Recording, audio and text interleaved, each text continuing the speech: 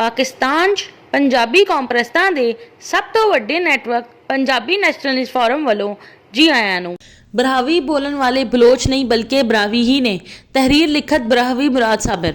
ਬਰਾਹਵੀ ਕੌਮ ਨੂੰ ਸਿਆਸੀ ਮੁਫਾਦਾਤ ਲਈ ਚੰਦ ਬਰਾਹਵੀ ਸਿਆਸਤਦਾਨਾਂ ਨੇ ਬਲੋਚ ਬਣਾਉਣ ਦੀ ਕੋਸ਼ਿਸ਼ ਕੀਤੀ, ਲੇਕਿਨ ਉਹ ਨਾਕਾਮ ਹੋਏ। ਕੌਮੀਅਤ ਸਿਆਸੀ ਨਾਰਾ ਜ਼ਿੰਦਾਬਾਦ ਮੁਰਦਾਬਾਦ ਦੇ ਨਾਲ ਨਹੀਂ ਬਣਦੀ।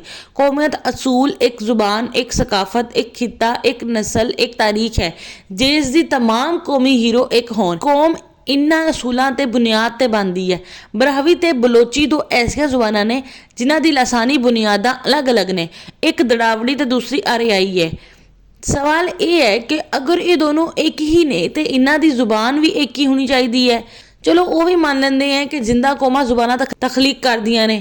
इस दे लई जुबान की कदामत समझण की जरूरत है कि किहड़ी जुबान पहले अदवार च बोली जाती सी, फिर जुबानां तो लहजे ते बनदे ने, लेकिन अलग अलग लसानी जुबान नहीं बन जाती।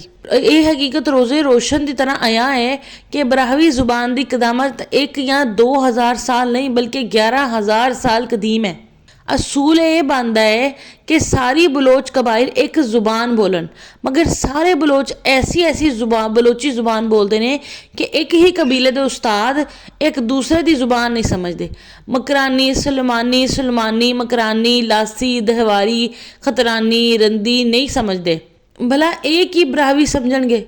बलोची दरअसल फारसी जुबान की बिगड़ी हुई सूरत है तो फारसी जुबान की कदामत चंद हज़ार साल है तो इसे च बलोची की इस दे बलोची लहजे की उम्र कितनी होएगी वो समझण की जरूरत है। कौम की सकाफत भी एक होंदी है, लेकिन बराहवी ते बलोचां की सकाफत ते रस्मो रिवाज भी एक दूसरे के नाल अलग ने। कौम का खिता भी एक होंदा है। बराहवी कौम अपनी ज़मीन ते हज़ारां सालों तो आबाद है।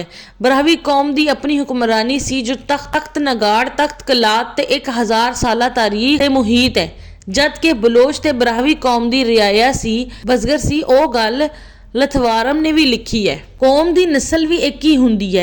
बराहवी ते बलोच नस्लां एक नहीं ने, बल्कि खुद बलोच कबाइल सारे दे सारे एक नस्ल नहीं है। जिमें मकरान ते लियारी दे अफ्रीकी नस्ल ने, रंदमरी ते बगटी, लासी, सराइकी, दहवारी, ताजक, पठान, रक्षानी, तखरान दे नौशेरवानी।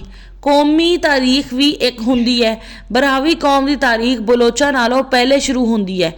पहला बलोच कबीले 1200 च हल्ब तो हिजरत करके रियासत कलात च आए ते आबाद होया।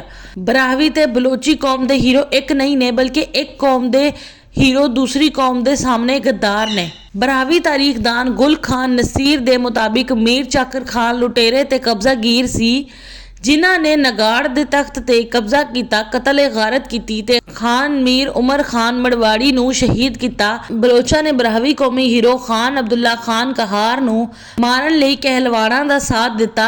बलोच हाकिम खान खारान हबीबुल्ला दे इस लई बराहवी कौमी हीरो नूरा मैंगल नूं अंग्रेजी दे हवाले किया ताकि मजीद ताकत तख्त खारान नूं मिल जावे।